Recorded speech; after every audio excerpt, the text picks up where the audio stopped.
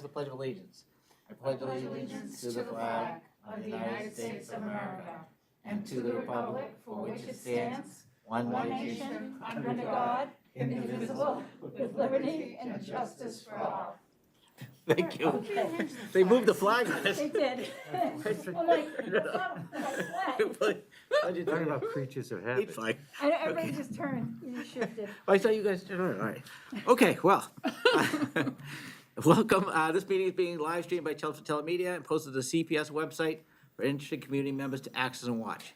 In-person public participation will be taking place tonight in accordance with social distancing and safety protocols established by the Chelmsford School Committee Public Participation Guidelines. Anyone interested in speaking during the public input portion of our meeting would notify the superintendent's office by yesterday afternoon, provided with these guidelines, and assign a time to attend the meeting to speak. If anyone watching this meeting live has questions or comments to share, you're encouraged to email one of us during the meeting, and we'll read their questions or comments during our second public input session at the end of the meeting. Okay? So welcome to this meeting of the Chelmsford School Committee. First item on the agenda is approval of our minutes from our meetings on October 19th and October 26th. I move that the school committee approve the minutes of the regular school committee meeting on October 19th, 2021. Second. Okay, any corrections or comments? All in favor? Aye. Aye. I move Donna? that, Were you an aye? was that? You aye? Did you say aye? Oh, yeah, aye, 4-0, sorry. I'm okay. so focused on Okay. making my motion here. I apologize, aye. I move that the school committee approve the minutes of the school committee workshop meeting on October 26, 2021. Second. Okay, any comments, corrections? All in favor? Aye. Aye, okay, 4-0. All right, next up, student representatives. All right, hi everyone. Hi. So in regards to academics, the first term ends this Friday, November 5th, which flew by. You probably agree, right? I feel like it was really fast. Also, students grades 9 through 11 have been taking iReady diagnostics that are being reintroduced to the students, which Sarah and I don't get to do because we're seniors, which is sad, but I bet all of the other grades are excited for it. And looking at sports, football just made it to playoffs on their win last Friday night, and they will be playing this Friday in Wrentham, and CHS TV will be following them there to broadcast for everyone at home. And also, girls soccer also made it to playoffs, and we will be playing this Thursday against Newton North. And also, in regards to the girls soccer team, my co-captain, Addie Lococo, was just mentioned in the Boston Herald Sports as a standout player, and I think that's really awesome, and just wanted to congratulate her for that. From the CHS Theater Guild, Pippin is going up November 18th through 20th. I know they're all working very hard on making this production happen.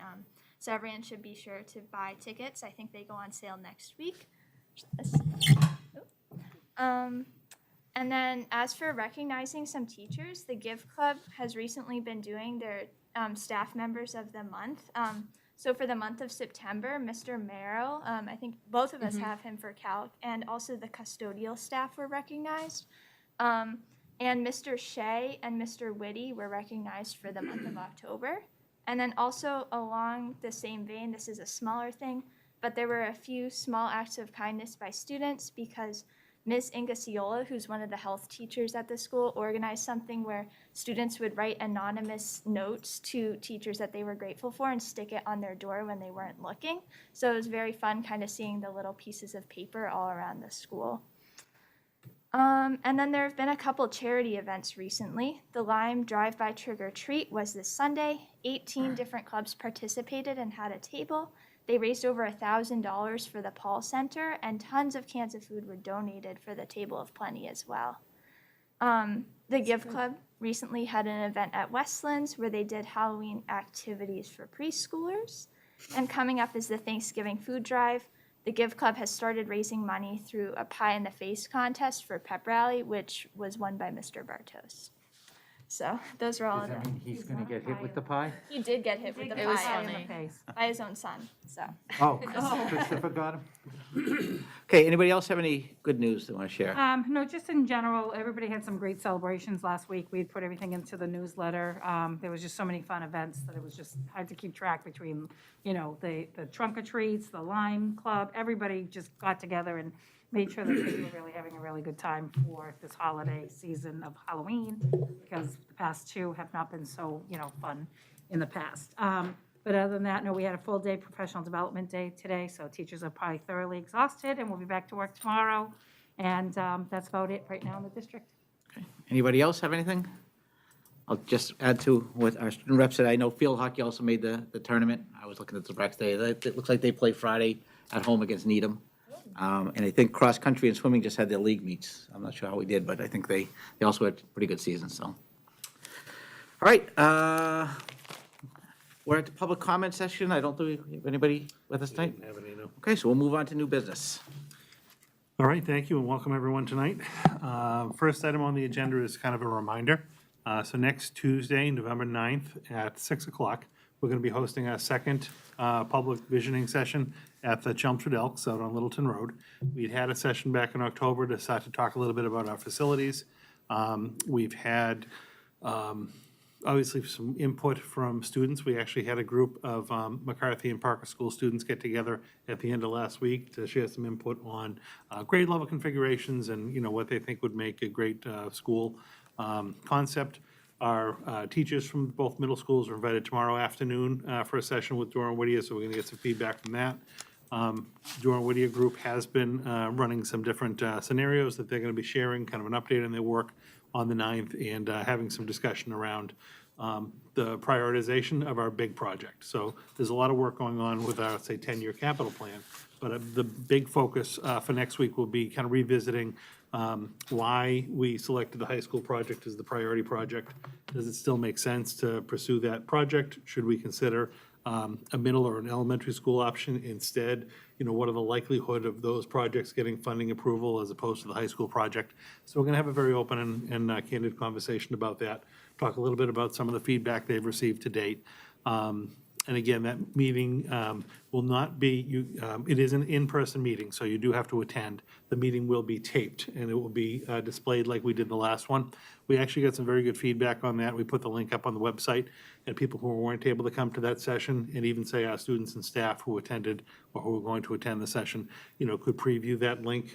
They did a nice job of kind of splicing it together to about a half an hour. And so we're looking forward to that next Tuesday, but all are welcome to give that input, and we'll hope we get a good turnout. Again, this is a second opportunity just for anyone in the town. You can be in a school, you can just be a resident, you want to get a little bit more information on what we're looking at, that'd be a good opportunity to come and hear, and also share some thoughts on our projects.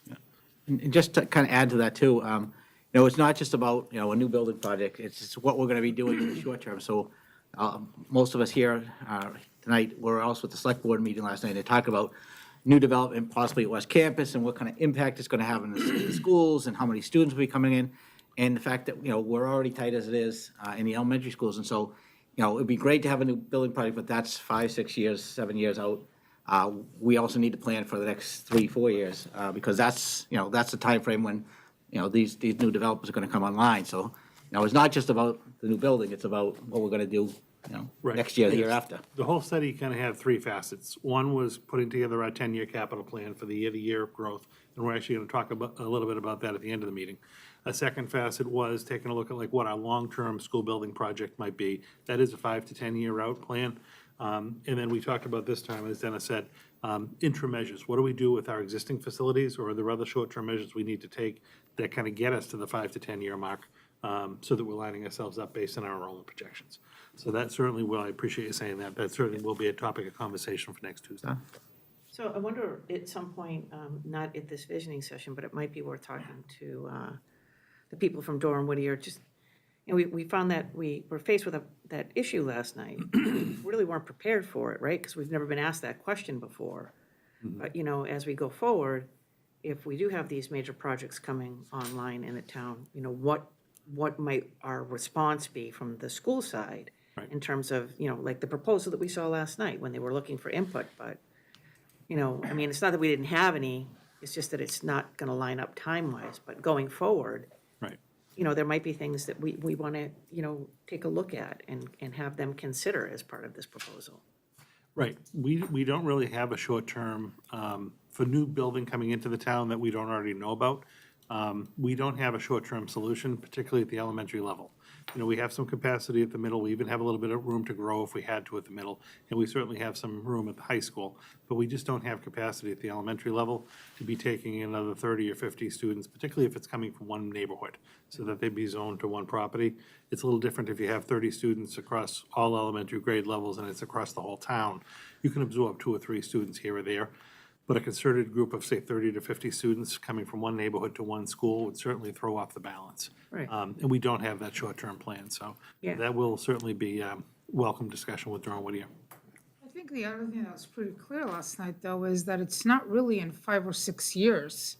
It's phased. So that means that, in the next couple of years, we're already going to see students coming in to the school system from this project. But the other thing that I think is happening simultaneously is that there's changes in housing, and things are turning over in the town, at least it has in the past year or so. It's quite evident that that's true, because we're seeing a lot more children coming into the elementary level.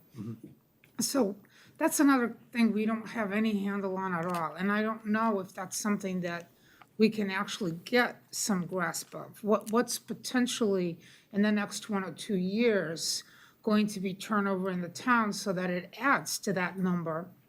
And, just kind of exacerbates the issue for us. Right. And makes it so that we much quicker have to have some place lined up. So that was the other thing that was pretty clear to me. They were talking about, 5, 6 years. But it's not 5, 6 years because it's phased. Yeah, I think my takeaway was their whole project, start to finish, may take 5 to 6 years. Exactly. But you would see students introduced over the course of those 5 to 6 years. Probably 2 years out, I think they said 18 to 24 months is when they would have the first building be open for some occupancy. So it definitely is going to take up to the 5 or 6 years, but probably after year 2, we're actually going to start to enroll students in the district. Correct. I agree. Right. All right, So anything- it should be a good talk. yeah, anything else on that? Okay. All right, next item, I think, is the list of agenda items. Correct. So one of the things that came out of our workshop that we had last month is a request to bring back the rolling list of agenda items. We were doing this before COVID. We just kind of keep a list of what we've covered during a year and what we're working on and what kind of potential things were in the future. So I did put together a list. I just went through our agendas for, from basically from August on and looked at some of the things we've already done.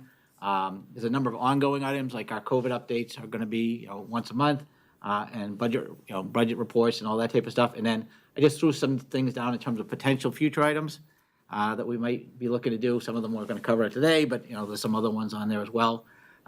So I'm going to put this on. Yeah, so this was actually very helpful, I think, for myself and even the committee members in the past. We'd keep this rolling list of what we've kind of accomplished, what we have in the docket, and try to tie some dates to it. So Dennis did a very nice job of putting this together for this year. It's an Excel spreadsheet that I'll upload to the Dropbox so that you can access it any time and see. And if we want to add items or alter items, I'll try to keep dates in there as we go. We'll go ahead and do that. But we'll just keep a rolling list of our work. So I'll get that in the Dropbox tomorrow. Okay, so that will be something we could add, like if I got, for example, I didn't put strategic planning, we could add to what's already in there, or should we go through? You can add. Okay, so we'd have to go through. So, yeah, but if you let me know. Yep. I could add it. Okay. And the only reason we don't have that is so that, for the public records attention. Okay. We don't have too many people editing the file. Okay. But if you would email me something like a report you wanted or whatnot, or like if, after we actually talk about, say, goals tonight, I'll just cut and paste and move that into the either ongoing or completed tasks, and you'll see the list be resorted. Okay. But I'm happy to do that for you. Great. I want to thank Dennis for doing this. I think this is great. Thank you. Yeah. Right. No, I think it's a good tool for all of us. All right, so any other things on that? Okay, next up, update on student transportation. Sure, we had talked a little bit at the last meeting about some of the changes we're going to have to contemplate to help with some of the transportation needs in the district, given the shortage of drivers. So Joanna was nice enough to put a little memo together to talk about some of the actions we took, and I would just like to ask her to just review that if you can with us. Sure. So the superintendent had put in the newsletter October 22nd, kind of what we're faced with the shortage of bus drivers nationwide, and really the impacts here in Chelmsford, and what we can do to try to help everyone, our own students, the families, our transportation vendor, to not have any kind of surprise combined bus runs, and have it be more planned until we can get back up to our 29 bus drivers. So hopefully this is a temporary solution, and then once the transportation vendor can hire more bus drivers, we can, reevaluate and go back to our traditional method. So we went from 29 buses to 27 buses, and this happened October 25th and October 28th. It impacted the Parker and Harrington School combined, bus 1 and bus 3, and now that's bus 3, and this impacted about 50 students. The drive time increased by 5 minutes and 8 minutes respectively, a little longer at the elementary because there's just more kids on that bus. And we wanted to stay within the 10-minute window that we typically do even in a normal year with all 29 drivers. And then just a reminder, the bus stop did not change. It's just the bus number and the time that they may get picked up in the morning or dropped off in the afternoon. The other combination affected the Mccarthy students who were on bus 8, and now they are on bus 15 or 23. And kind of the same thing, it impacted a little less students, 22, and their time on the bus increased between 4 and 10 minutes on each of those buses. And then Center School, this was probably the biggest change, bus 8, those students were kind of sprinkled to 4 other buses, 9, 11, 12, or 23. This impacted 45 students, and their overall time increased on average by about 5 minutes. We notified the families, the principals took the lead on this with email communication, and then this is also in the X2 family portal, and I put in this note just a reminder on how a family can click through that to see their bus number, their pickup time in the morning, and their drop-off time in the afternoon and the location. And, week 1 went okay, change. Everybody's kind of got to get used to the new routine. It was a tough weather week last week, so there were delays because of that, and trees down and rerouting a little bit. But overall, I think it went fairly well, and I'd like to just thank our transportation coordinator, Peter, and the principals as well, and our transportation vendor for working through these changes as we deal with the reality of, less bus drivers than we typically have. Any questions? All right, thanks for coming up with a good solution to a tough problem. Yeah. It's certainly a step in the right direction. Yeah. I mean, we were hearing complaints and concerns at times, and, we were feeling that, and I know parents and students were feeling that too. I know when we talked at the last meeting, we potentially were looking at, cutting 4 buses to see if we could help. We just didn't have the capacity to be able to do that. We don't want to have runs become long and then create problems on the other end, but this seemed to be a very good kind of short-term solution to look at, and I appreciate Joanna and the staff for doing that, to try to remedy this before it continued to deteriorate. So we'll keep monitoring that and see how this goes and make further adjustments if we ever determine we need to or we can. But I think we're in pretty good shape at this point. Hopefully things are going to start to normalize a little bit transportation-wise. Any better with the after-school activities, or still bad for sports teams and all that? Yeah, no, that's not good. That's still not good, okay. The after-school, you can speak first here. Oh, really? I'm sorry, I should ask you guys. Not good, huh? Yeah. It does seem to be okay with the after-school late runs that were added, because at least that's, after the 3rd tier of schools gets dismissed, the elementary runs come back and make a run for us. We're still having trouble with the athletic teams. There are just not enough buses available at 2 o'clock to be able to come and go. So games have been pushed back again. I know you're feeling this. Sometimes parents have been asked to just take their kids to an event. I don't want to set up any false hope. There's unfortunately no, short-term in sight for that. So that is something I think that's going to continue. And we're just going to have to look at the pushing back the start times for some of the events. Right. Any other questions on transportation? We were doing so good until you asked that. Sorry. That's okay. All right, next up, technology grant. Technology update for you, yes. Bill Silva just wanted to share some news with you. He and his group had applied for some funding that was made available through USAC. That is the group that administers the E-rate money on an annual basis. So they had made some funding available competitively for districts to be able to apply for. He was able to secure about 2,000 additional units, Chromebooks for us. Obviously, we use Chrome devices. And then what's really interesting is 70 kind of Wi-Fi hotspots. So we do have some families, as much as we went, fully digital last year, that do have issues connectivity-wise in their homes if they don't have a reliable internet source. So Bill was able to apply for some of these, which will be housed in the libraries of the schools, and it'll be like a checking in or checking out a book. So if a family has the need, they can be referred by a teacher or a counselor or whatnot, and the librarian can check out a hotspot for them. They can take it home for the school year. That'll give them internet access so that they can use their Chromebook and work from home. So we're going to start with 70 and see how that goes. And this grant is going to pay for that. So it actually pays for the device as well as the service. There's no impact on our budget. And in the end, this funding obligation was a little over $800,000. So it's another nice grant that technology was able to purchase. Bill indicates that the Chromebooks that he's going to purchase, well, he's going to try to recycle all the older Chromebooks that are in the carts. So we always put the freshest, typically technology out in the hands of staff and students first. A little bit older devices go into the carts, and then they kind of work their way out of the district. We really purchased new devices for the staff and students this past year, and some of the devices in the carts are getting older. And at the elementary level, we're basically all cart at this point. Every classroom has access to a cart at any time. So he's going to do a refresh of those carts, so we'll really be in extra good shape. But I appreciate him, always looking for these funding opportunities and then obviously applying for them and going through the process. I think that's served us pretty well, so. Yeah, no, it's Congratulations to him good. for Yep, Another nice job on that. so that's a good one. All right, any questions on that? Okay, moving right along. Next thing up in your packet, and I had sent these to you also over the weekend, are some possible goals for us as a committee, and also I know the superintendent put together some goals. As I mentioned when I emailed to you, we don't have a new strategic plan yet, so I kind of used the old framework that we're using before, but I tried to kind of update our goals to be more relevant to where we are right now and the things we're trying to accomplish this year.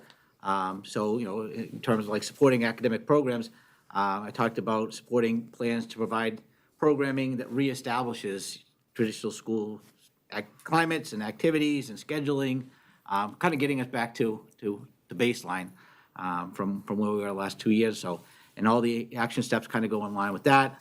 Again, in terms of, positive pro-social learning environment, again, trying to concentrate on social emotional well-being, mental health this year with everything, everybody coming back and getting used to being back in the buildings. And then also working in our DEI work and just informing and engaging the school, the broader community about what the vision is for the district in the areas of diversity, equity, and inclusivity of all groups. And then with the financial and facilities, again, looking at this year's budget, next year's budget, and also adding in all the capital work that we're doing with Dora and Whittier, and looking at, plans for the future, whether it's short-term or long-term plans. And then finally, this is going to be a negotiation year with the teachers union and the paraprofessional support personnel, so adding that as a goal as well. With the professional practice, kind of kept the communication strategy piece. We're working on that. We're still working on that, and just try to, kind of tweak that a little bit. Developing a strategic plan is certainly something we do need to get back to.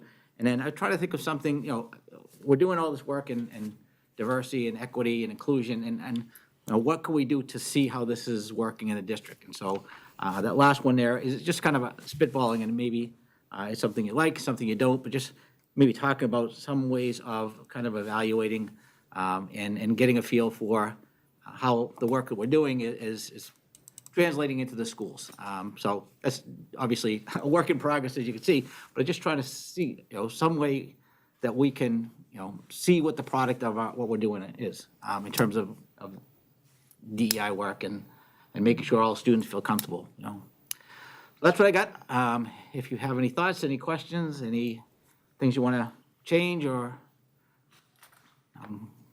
open to suggestions. No, I actually like these a lot. Thank you very much for doing them.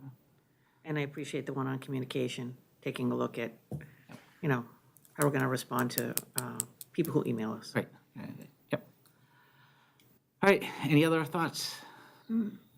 Well, I think these are pretty comprehensive. On the advisory committee, is it open for discussion? Is that what you? Yeah, that's what, it would basically, that would be what it would be, this year, discussing what, you know, and I try to put some examples at the end of, you know, what things we could discuss. You know, and this wouldn't be something we'd try to implement till the next year. We want to make sure all the work we're doing has a time to settle in, and maybe would it be 2023? 22, 23, you know, having something in place that we had a mechanism to kind of see how this work is going in the schools. So, yeah, it would just, this year would be mainly a discussion of how this would work, what would be the focus, how would we collect data, that type of thing. And evaluate how well the training. Exactly, yep. 'Cause another thing that we might want to consider and I don't know if that advisory committee would be the one that would look at it, but would be a comprehensive review of policies to make sure that, you know, they do meet this goal. And then the other possibility is other parts of the system, reviewing those to make sure they're meeting this goal as well. And that might be a much longer, you know, 2 to 3 year plan going out a couple of years, but just really looking maybe at every department in the curriculum, at, you know, more comprehensively at the entire system. Yep. Have we heard anything from MASC around policy changes to reflect this? I have not heard it, and I haven't seen anything come up. We haven't about DEI Yeah. type involvement. Yeah. I mean, just to Maria, can I jump in? Yeah. Like to Maria's point on the policies, I think it was about 3 years ago at this point that we had MASC and we redid from start to finish all of our school committee policies. And that was before a lot of the DEI work happened in all districts. That is a group where I think we're in very good shape policy-wise as far as the policies we have in the structure. But that is a group that we potentially could bring in to do like another refresh review of our policies, even looking through that particular lens. You know, I do think that, you know, the goals that are kind of documented here for the year are pretty significant. And when we talk a little bit about mine, I try to kind of mirror what you're doing so that we're all working in the same direction. But this is a lot of work to accomplish between now and June. Oh, yeah. So that, like, policy review might be something, if you wanted to think about kind of queuing up for next year, because that also would be something we'd probably want to have MASC or even like our attorneys work with and kind of look again through that lens. So that might be a nice project for 22, 23 that we could, if the committee wants to go that way, almost kind of earmark and make sure that we're aligned for that for next year. Okay, I'm okay with that. I think it's entirely possible that over the course of the next several months that MASC could come out with, you know, a policy review that, Right. you know, takes this into account, so. And it may be even something we can bring to their attention, you know. Yeah, I mean, we'll kind of listen to for like this weekend, the workshops to see if anything comes from that. There will be like a legal advisory update. I'll listen in on that and see what's coming as well. Surprisingly, there's not a lot, I didn't see a lot in equity and diversity workshops. Most of it seems to be more like that kind of getting back into Yeah, school, the right. whole school reopening. A little bit on the SEL piece and making Yeah. sure that people's, you know, socially, emotionally are ready to kind of fully re-engage in school. I agree with you, I didn't see a ton of the DEI stuff, but as a district, you know, we're obviously doing that as a committee and admin and our teaching staff as well. So once we get a better handle on how that's rolling out, I think that really could inform something, say that policy review for a year from now. The timing might be right on that. And we can monitor MASC and see what happens in the interim. Being part of the wellness committee this past year actually was really good because it was a very comprehensive review of that one policy. And I think that, you know, our diversity, inclusion, and so on, that particular area, if we were to look at all our policies in light of what we want to achieve, Right.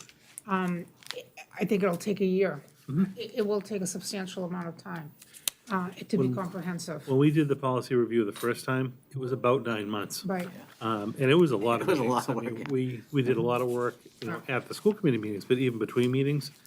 We had long sessions with MASC. And we're not gonna have to go back and redo everything, right? Because at least the structure is now there. But that could be a nice project for next year, yeah. It's a good thing.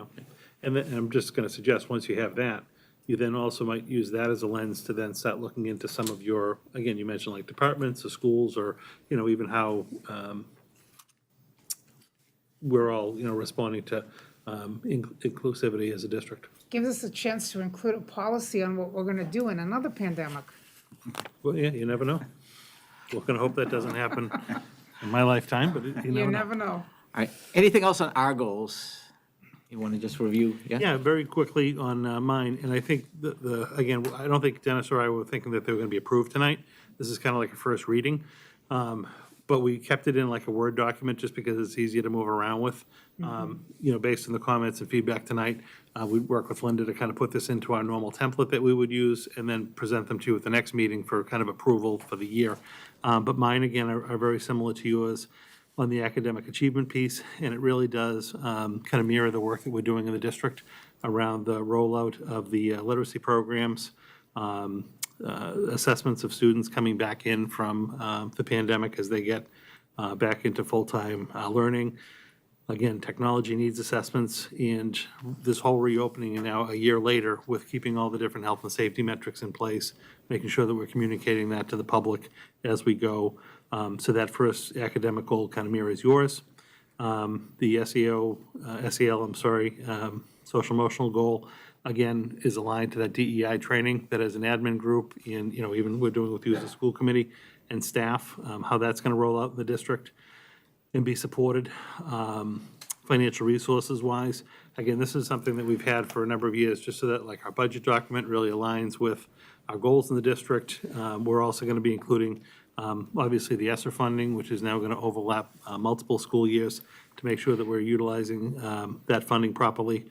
And the work with Jordan Whittier on the 10-year capital plan, a long-term capital plan, all falls within that realm. And then on the professional practice goals, like my personal goals, again, I want to kind of mirror that constant communication and reassessing how we communicate with the public and staff and students, and make sure we're really hitting our target audience the best we possibly can. Bringing forth, very clear, concise budget documents that are aligned to where we would like to go. And then lastly, again, just staying relevant with PD opportunities, because now we're actually having to shift back into things we haven't really had to focus on for a couple of years. So, we are going to be starting our school safety visits again to the schools, making sure that we're prepared for all of our different options-based responses that we have to. So that'll be coming as well. Jeff? No, I may be being nitpicky, but it says comprehensive communication by June 2021. Should that be 2022? Oh, I'm sorry, 2020. No, it just, No, I appreciate you saying that. and the same thing on the budget. All three of them. It's former English teacher. No, I'll get those fixed. Yeah, it's basically a look ahead for the end of next year. All right, any comments on superintendent goals? Can I have just a question, really? Because lingo, I think, is more it than anything else. More and more, I'm hearing things in these seminars and so on about achievement gap. More and more. Okay, for me, and maybe I'm wrong in the education lingo, I don't know. But when I think about achievement gap, I look at graphs with percentages that basically show me that it might be the social or the emotional impact on a student and so on that doesn't allow that student to move forward and achieve academically the way that the student could. Or it could be that we don't have a particular program that a student does need, given their situation and so on. I think that's partly in goal one. But I don't know if you want to start using some of that language, because it's kind of important in things that I'm seeing and how the state perceives what we do and so on. Maybe talking about some of those things. And that every time we do look at something in academics and how our students are doing, Right, that we do examine it from that point of view too. right. In, you know, setting benchmarks and doing all of these different things, looking at that gap. And I think if we'd start doing this now, and doing it regularly, that in the long term, it will serve our district tremendously well, Sure. because we are changing. I hear what you're saying, and I think that will be part of the work that we kind of roll out when we're doing the strategic planning, because I think as a group and community, we need to identify what those benchmarks would be and what we want to be kind of reaching toward. Historically, when I've heard, say, like achievement gap, and this is pre-pandemic, like I have always, you know, kind of heard that in the context of, you know, is there a gap in achievement, like academic achievement of, say, maybe some of your subgroups compared to a primary group within the district? So do we identify students, you know, on, say, free or reduced lunch, or L students, or some of our special education students as not achieving at the levels of a general ed student within the district? So identifying those as gaps and making sure that those subgroups are being promoted and pushed to the same level that we're promoting and pushing all students in the district. With the other kind of lingo that you hear lately after COVID is more like learning loss. Right. I don't like that, to be honest with you, because I think it almost kind of sets up the context that, you know, something is missing, you know, you immediately need to fix it and remedy it and move forward, when the entire country, you know, was kind of upended for the last, you know, 12 to 18 months, and everyone experienced some type of a learning loss. Right. And I think there needs to be that reset, and I think this is the year that, you know, we did put an emphasis on benchmarking at the beginning of the school year, trying to assess where our students are at. You know, where do they have some deficiencies in learning? Does it make sense because of the time that they've missed? I do think that there needs to be a reset, and I think over the next, you know, 1 to 3 to 4 years, we're going to want to make sure we're monitoring students to make sure that they are advancing and achieving and kind of picking up some of the time from things that they lost. But I think by calling it learning loss, you know, and you have this acceleration, you know, back to schooling, it's putting this pressure on people that I don't think necessarily needs to exist, because we really just need to see where people are at. At least that's the way I've approached it. So we do talk about an emphasis on figuring out exactly where our students are right now compared to grade level. We can look historically to where they would be under a normal year. And as we get into our work on the strategic planning, and I can touch on that in a second, you know, which I think will really roll out for the second half of the year. I think that'll be really important, so that we all have a communication about, you know, what is the expectation level and where do we want to see students go a year, 2, 3, 4 years down the line. We had been working just on the strategic planning piece to kind of preview this for you, and I will have a report at the next meeting because we've actually made some good work with one of our firms. But we were working with a number of different firms this fall to come in and actually work with us on a strategic planning process. And we finally have selected someone that'll be bringing forward to you at the next meeting. And the way that the calendar kind of lines up for that work, it would be initiated right after the first of the year, which I think might be timely, because if our work on and there's a lot of work going on the facilities right now, that'll be kind of coming to a head after the holidays in the January, early February timeframe. And then if we're focusing on, you know, January through like the summer on community engagement, school committee, admin involvement, and putting together our plan for the next 3 to 5 years, that could be really timely. And then we would have that plan ready to launch for the next school year, for 22, 23. So I will have more on that, you know, and Dennis had mentioned it in his goals too. We do need to re-engage that process. We finally have a good firm that I'm very happy and encouraged with. We're going to bring that proposal to you at the next meeting. And if all goes well and you agree with me, then that work would launch right after the holidays. And it will tie everything in together. Ani, you had something?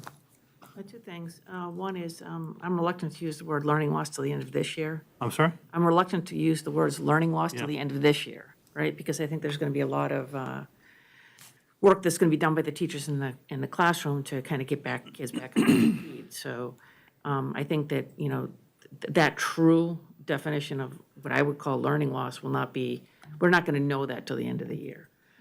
The second thing is with regards to the achievement gap, I think the first place we also have to start is having accurate numbers in terms of like what are our subgroups that we've identified, And then, what are the real numbers? So I think that that's going to be an important place to start to determine whether or not, there is an achievement gap and how great it is. So at some point along the way, I think we should probably take a look at that. I agree. This is exciting out I just think that in the context of the strategic planning would make a lot of sense. Yes. Because then we can identify what are our gaps, and what are our groups that we want to monitor and we want to process. So, no, I think they'll be very excited with that after the first of the year. All right, anything else on superintendent goals? So, All right, so everybody's good? we'll We'll put them clean in these, we'll clean these up a little bit, make sure my dates are correct. And- No, it's accurate. We'll make sure they look good, and then we'll bring this forward for a vote at the next school committee meeting. And like I said, the work's actually already under the way, so I think we're in good shape on that front. Linda can fix all my run-on sentences. That's- yeah. She's very good with the comma. Very good at commas. She's gonna fix that right away. All right, next up is capital plan. Yep, all right, so we got a couple of items for you, and this is a little bit of work we need to do on capital planning. So at the last school committee meeting, I had provided you, let me just blow up my screen a little bit here. I had provided you with the list of projects that had been earmarked for consideration under the original 10-year capital plan for this particular year. And what I did on this spreadsheet, let me make it a little smaller for 1 second. So we get, all right. So what I did on this particular spreadsheet, just for our purposes tonight, is I color-coded at the top in red. These are the items that had been previously deferred. So we're really kind of going into fiscal 23's capital plan. And we do have some items that were deferred from 20, 21, 22. We always kind of bring those to the top to talk about because we don't want to miss something. Then down below, the letters that are in black, these were all the projects that were actually identified for consideration for 23. Now, you'll notice a couple of them used to be like, say, standalone items. For instance, we wanted to replace the rooftop units on the modular classrooms at McCarthy and Parker. They were two separate line items. For the purposes of the capital planning committee, we just lumped them into one line item because we're talking about rooftop units. So instead of carrying, one school, say at 60,000 and one at 40 because of the numbers, it's a project for us. We wouldn't want to do one without the other, so that's why we include that here. If you look through the list, and again, I think we can kind of go item by item in a second, and I can explain what they are, and then have a conversation about prioritizing. At the bottom of the list, I give you two different numbers.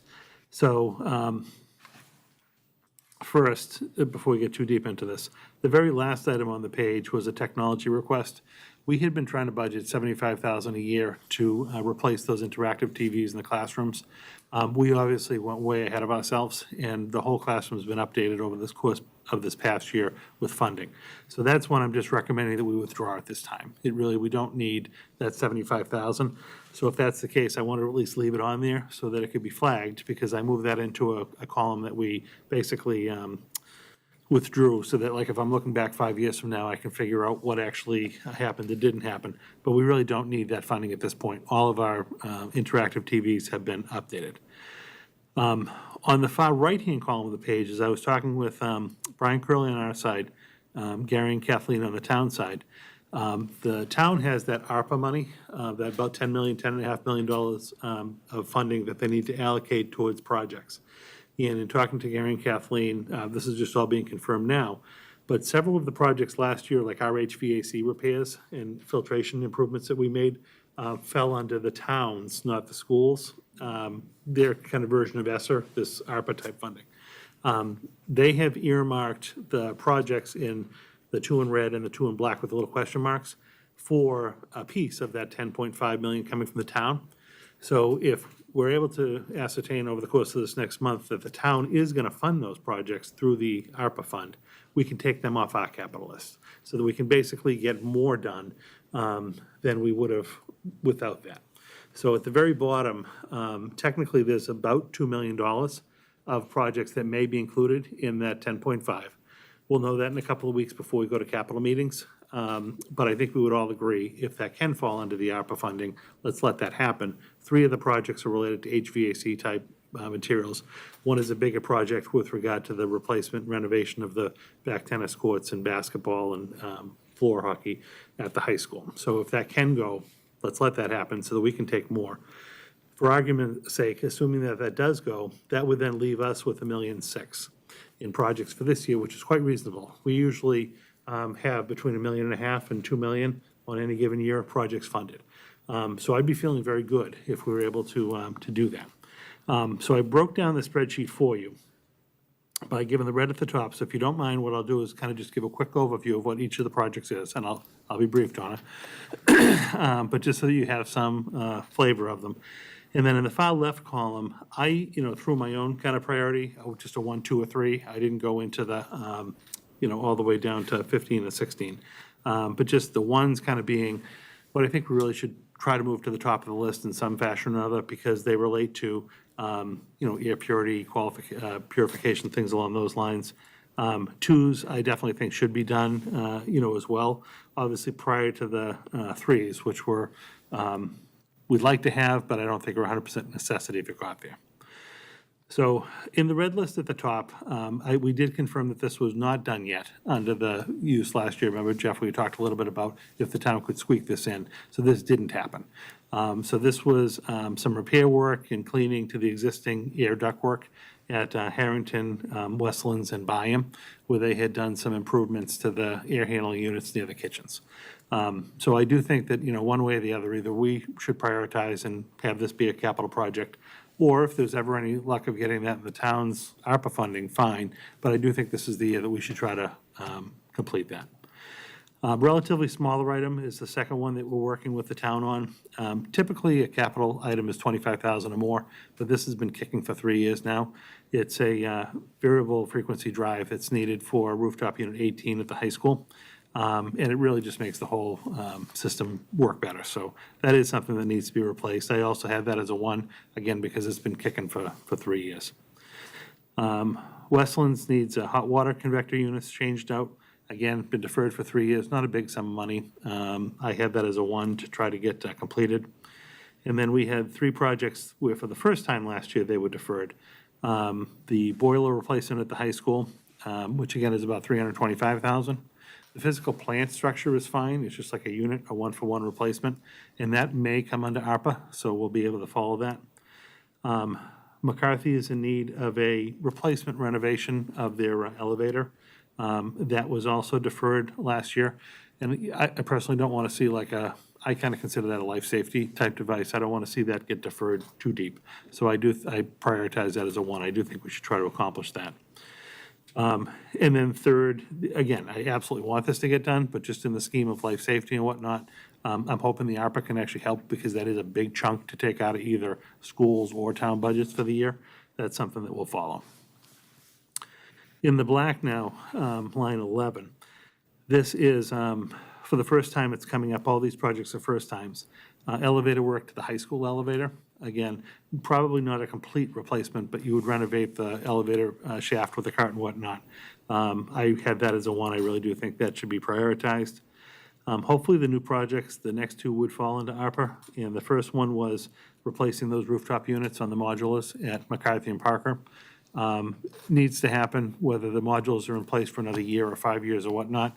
Well worth the expenditure. Again, hoping ARPA is going to help. Replacing the pneumatic controls at South Row. A piece was already done. Gary and Kathleen are just trying to figure out exactly what was already done. What still needs to be carried is a number. It would be less than the 321, but we're going to keep the 321 for the time being until we can figure out what we can back out. But also do think there's a good chance that the ARPA will cover that, because again, it's facility and it's HVAC related. I then kind of go into my priority 2 things. Again, still would like to get done. Byam, Harrington, and Parker need to have rubber stair treads installed. Right now, those schools have concrete, and some of them have like a metal plate on the edge, but some actually don't. So the stair treads do get slippery and whatnot, and that was flagged as an item that needed to be done. Again, these were listed as 3 individual items by school. I grouped them on this report, but the stair treads really should be done. At Harrington, outside the school, there's like a 2 little step down getting into the building, and just the way the water table works in that area, water has kind of infiltrated it, and we have some pretty significant cracking and deterioration on those stairs that we don't want to see on a trip going in. So that I also had as a priority. The kitchen at McCarthy Middle School, we had redone the Parker Middle School last year. This is the year that McCarthy's on the list. forewarn you, next year's the year the high school's on the list, and that's a big number that we're going to be contending with. We were able to set aside some funding ourselves last year to go help towards this, but there is still a delta that needs to be funded. We're trying to work down and see exactly what that number is, but we're carrying the higher number for the time being. Definitely think that kitchen needs to be, do you agree? No, I definitely think that kitchen needs to be done. At South Row, very interesting makeup of the gym. So the basketball hoops in the back wall are very close. And it's just it's a wooden wall. So if you do a layup, and you can very easily hit the wall. On the side of the gyms also, there are air handling units, almost like classroom univents, that are metal and have edges. And so this would actually involve kind of doing protective padding.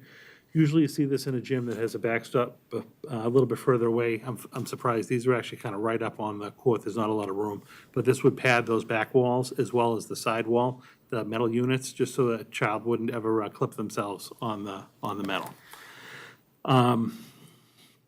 Westlands, again, we know this is a big item, but it really does, for handicap accessibility, need to be completed. So this is the one school remaining that hasn't had the bathroom upgrades for students and staff. So the town pretty methodically went through the elementary schools and changed out all of the fixtures in the bathrooms. This year, it's time for Westlands to be done. At the high school, this is a small number that we're carrying, and we're trying to confirm whether pieces of it may have been done or not. But there are some exterior light sconces that appear to be very old to the building that would just need to be switched out with LED lighting to just make the place a little bit brighter for people at nighttime. I put it as a 3 because, again, it's a small number. I think, ideally it could be tackled in capital. Even if it weren't, it might be something we could just come back and look in our one-time spending list like we've done, tackle something like that. But I just put it as a 3 for the time being. So that's kind of a summary of the projects. Again, I just used the 1, 2, 3 category to kind of identify for you, what I think should be items we would bring forward. I think we should discuss, if the town is able to provide for these under ARPA, is the committee okay allowing that and then taking them off our list? I'll track them separately so that we do track that they get done. But that would just allow our projects to be reprioritized and presented to the capital committee. And then obviously, weigh in and give some input to these other items. Any thoughts, questions, Donna? So 3 things. The first is, what about the Parker lift? Didn't we Outside identify- elevator. The outside elevator, so that was funded last year. Okay, It just, there are several projects that are still in progress. Okay. And that just hasn't been completed yet. The funding's been allocated. all right, But the project is not complete. okay. The second thing is, have we looked for the tennis courts at CPC funds? Yeah, and again, that's something that, like, Gary is very familiar with, being part of that committee. There's a piece of some of the land prep that may qualify for that. That is factored into the whole $1.2 million that would still be necessary All right, for the project. okay. And then the third thing is, when we were at the selectmen's meeting last night, they were talking about some of the amendments that had been added to the bill. I think they were looking at contacting Senator Barrett for, maybe earmarking some of the projects in town that might, come under that particular bill Sure. for funding. Is there anything that we could recommend to the Board of Selectmen on our list that might qualify for funding under that particular bill? I could certainly reach out to Paul and see what he feels about that, or even, if individual departments can apply for consideration of the ARPA funding for this. What I think we should do is basically either agree or disagree on these projects and help kind of prioritize them so that they're going to be funded under some source. So if ARPA can take them, great. If I meet with Paul and he thinks 1 or 2 of these projects, could be funded under, say, legislative action, we'll apply for that, but we won't move them off the list until we know it was secured, just so we don't lose track of a project. And then ultimately, we'll keep projects on here that aren't funded by alternate sources. And in the event the alternate funding ever came in, we obviously wouldn't be wasteful.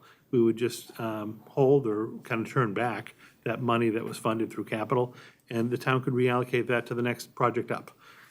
So I would recommend kind of going about it that way, just so that we have a list in the prioritization, and we'll really search out and see what kind of funding we can get. I agree with that, but I would ask that you take a look at the whole list Because when we listened to the list of amendments that had been approved. Okay. That had been presented by Representative Golden, Representative Arciero, Representative Howard. There were some in there that were pretty interesting, and I thought, well, geez, maybe we could, piggyback Okay. on some of the selectmen's recommendations, and see if, who knows, maybe we'll get nothing, but it won't hurt to ask. Okay. And do any of the grants that we have for the COVID, are they earmarked for facilities as well, or is it a little bit broader than that? Not particularly, not for like wide scale, like facility improvements like this. What I would say is, we do know that in our own budget, we identify surplus funds every year and we allocate them towards one-time spending. So some of these projects we could allocate one-time spending for. Like an easy one might be, let's say you didn't get funded because it wasn't a top priority, like the sconces at the high school. Right. And let's say we had 15,000, like that would be a quick project you can complete, assuming you can get your materials. But you could complete that within the fiscal year, you could allocate your funding, and we could be done with that as like a one-time project. But I would say, let's see where we can get either ARPA, or as you indicated, like the state rep funding, and then as an alternate, come back and look at our own funding. If we can have something through ESSA, certainly. I've been a little, good night, guys. Thank you. I've been a little reluctant to commit too much of the ESSER money because it is a multi-year grant, and we can use it in 23, 24, and maybe even the beginning of 5. So we just have great flexibility in that. So it's not that we're losing it, but it'll be there whenever we need it. All right, any other questions before we? Okay, anybody want to see anything moved in the list? Any items that you see in there that you don't think we should have on the list, or anything that you think of that needs to be on the list that isn't there? I know it's prioritized by year anyway, so.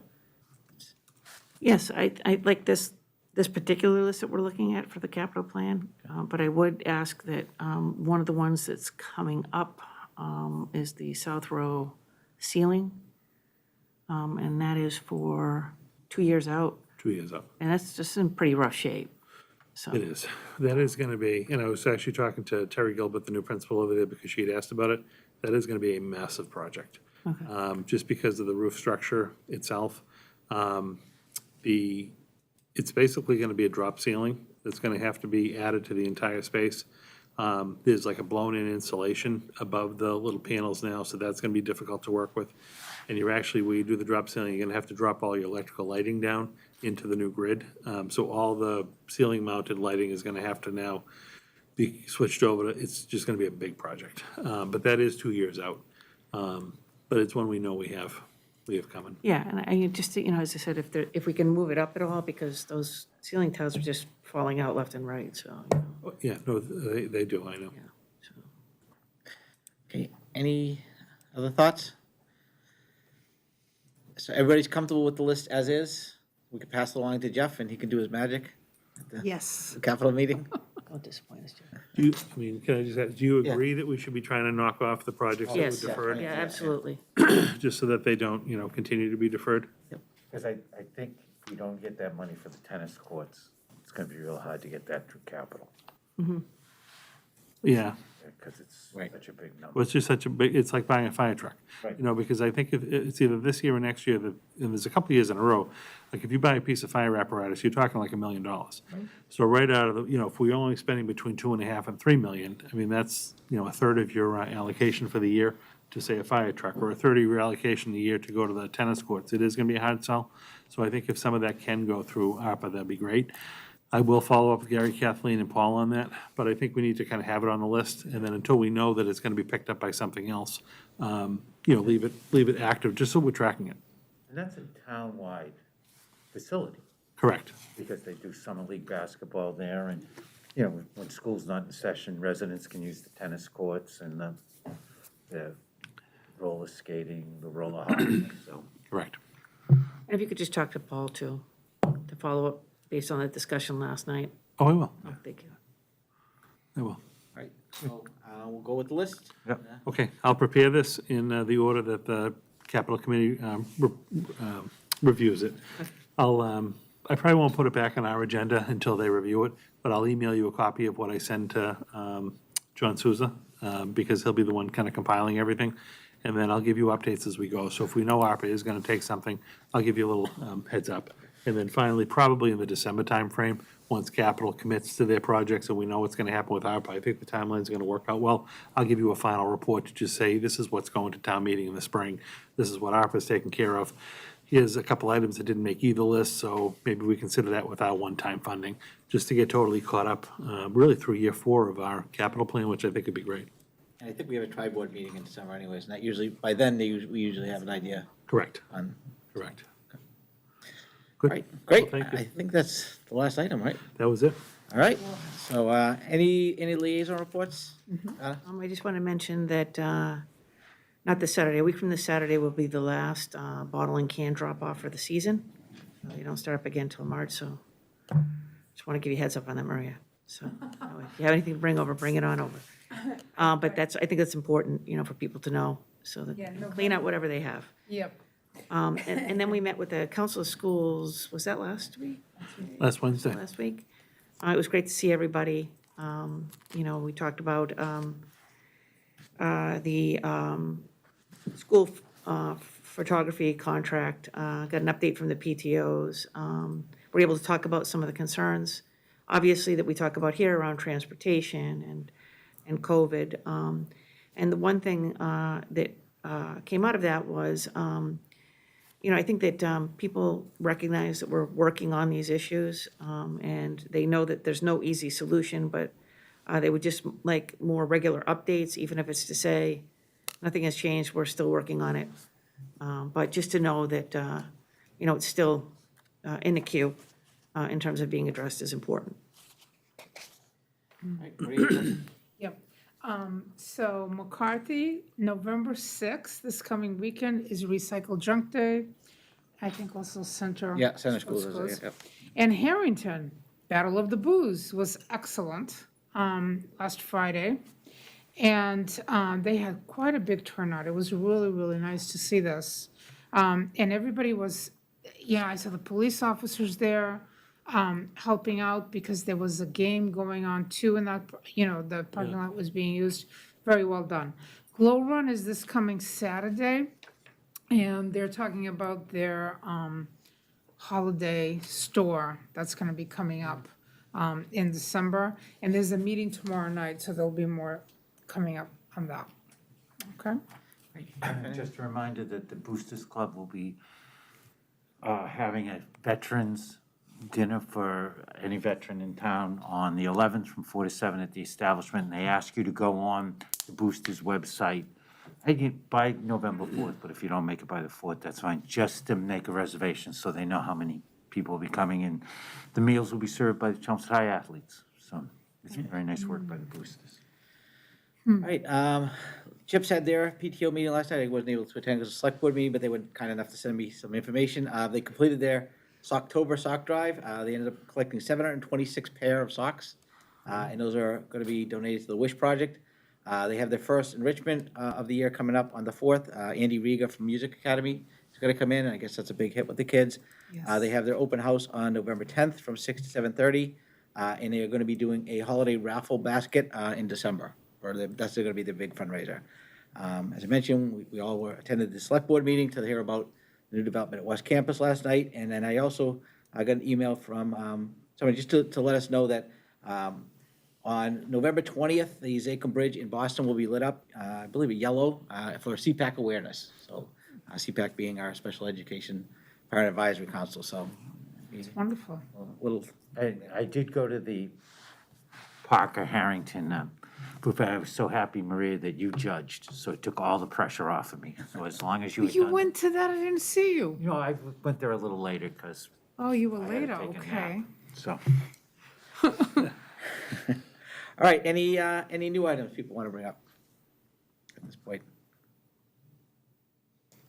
Okay, great. We have our list now. We can go right off the list. That's right.